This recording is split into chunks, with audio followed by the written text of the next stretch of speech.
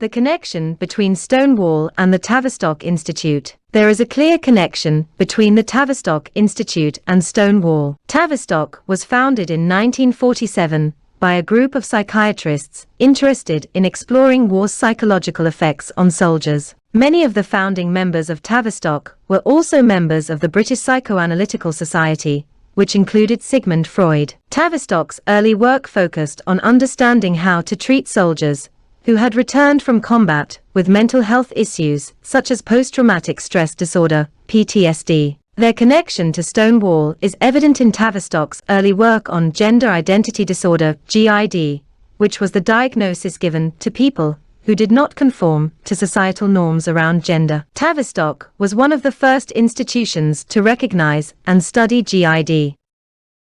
Their work paved the way for the eventual declassification of homosexuality as a mental illness by the American Psychiatric Association in 1973. Tavistock has also researched and developed treatments for other mental health conditions such as autism, ADHD, and OCD. The Institute has a long history of working with LGBTQ+ people, and its work on gender and sexuality has been highly influential. In the 1970s, Tavistock was at the forefront of research into gender dysphoria.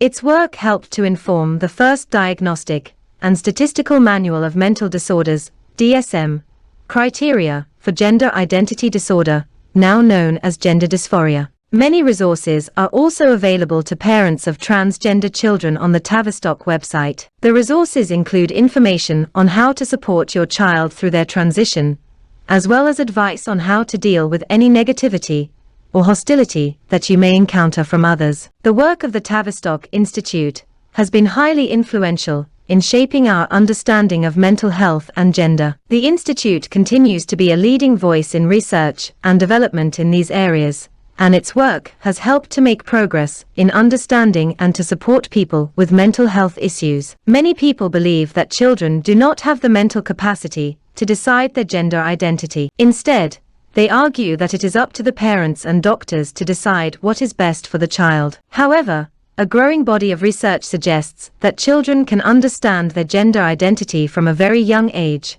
but many are fighting against this abuse. For example, in an article published in the Harvard Educational Review, psychologist Lisa Diamond discusses how children as young as 2 years old can demonstrate a sense of gender identity. According to Diamond, there is compelling evidence that children's earliest sense of self-social gender identity develops well before many parents and professionals realize it. This research challenges the idea that children are too young to understand their gender identity. Instead, it suggests that transgender children know who they are, even if adults don't always recognize or accept it. The Tavistock Institute is being closed down. The United Kingdom's National Health Service is shutting down its children's gender clinic amid health and ethics issues. As country after country begins to reconsider pushing children into gender transitions, the US lags in honest public discussion, even as more children are referred to gender clinics.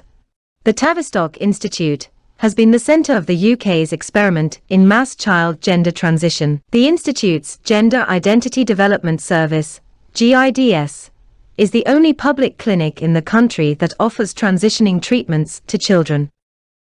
GIDS has come under fire in recent years for its high diagnosis rates, lack of transparency, and close relationship with Big Pharma. After an independent review found that Tavistock had put children at risk by failing to follow proper ethical guidelines, the NHS has announced it will be phasing out GIDS over the next 2 years. It is a significant victory for the growing movement of parents and professionals speaking out against gender transition treatments for children. The Tavistock Institute has been mired in controversy for years. In 2017, a former employee blew the whistle on the clinic's experimental and irresponsible practices. The employee, who wished to remain anonymous, said that children were being prescribed hormone blockers without fully understanding the risks involved. Hormone blockers are a type of medication that pauses puberty. They are typically used with cross-sex hormones, which children take when they reach puberty to masculinize or feminize their bodies. The Tavistock employee's allegations were substantiated by an independent review which found that the clinic had failed to meet basic ethical standards. The review also found that Tavistock had been irresponsible and unethical in prescribing hormone blockers to children. In response to the review, the NHS announced it would be phasing out GIDS over the next 2 years. It is a significant victory for the growing movement of parents and professionals speaking out against gender transition treatments for children. While the UK is taking steps to protect children from unnecessarily medically transitioning, the US lags. In the US, there is no federal regulation of gender clinics, and many states do not have any laws governing these clinics either. As a result, there is a lack of transparency and accountability around how these clinics operate. Moreover, the American Academy of Pediatrics has come out supporting medical transitioning for children. In 2018, the AAP released a policy statement that said gender-affirming care was in the best interest of transgender and gender-diverse children. This policy statement was widely criticized by parents and professionals who argue that it does not consider the potential risks involved in medical transitioning for children. These risks include infertility, loss of sexual function, and increased risk of mental health problems. The AAP's policy statement is concerning because it could lead to more children being referred to gender clinics. For example, in the UK, GIDS saw a 5% increase in referrals after the AAP released its policy statement in 2018. If this trend continues, more children will be at risk of being unnecessarily medically transitioned. It is time for an honest public discussion about the risks involved in medical transitioning for children.